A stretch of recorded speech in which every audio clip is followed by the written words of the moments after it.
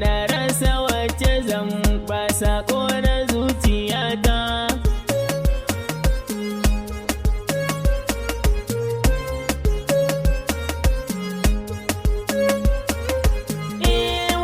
Shi ne mafarki ne zai zamo da gaske, ya rasa wacce zai ba sako da zuciya.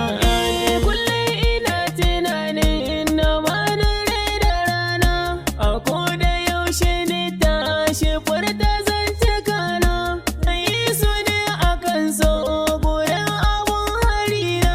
Wai yaushe ne abun za ya zama to daga gaskiya. Sun yanke za ya hallaka ni. Na ɗauki lokaci mai tsawo ina jiranki, in ganki face to face in ga kyakkyawar sufarki. Mai kyau ado da kyalli a nisa uba kalarki, ranar da za mu yi aure za su zo su ganki. Mata za su zo ganin ki.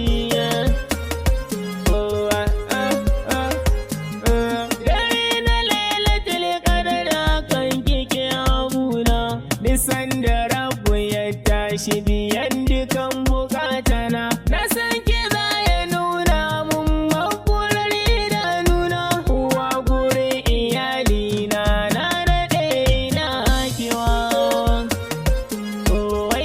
Shi ne gamu.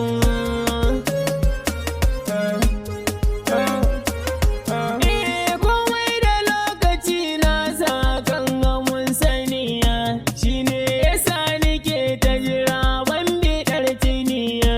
Sarauniyar ƙasar Hausa jiran ginin sayani, na san kina zuwa a garin babu gardama. Wai yaushe za ki zo? Yaushe za ki zo? Yaushe ne abun?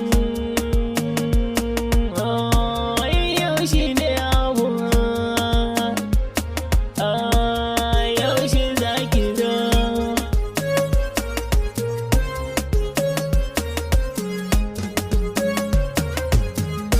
Wai yaushe ne mafalki na zai zamo da gaske, na rasa wacce zan ba sako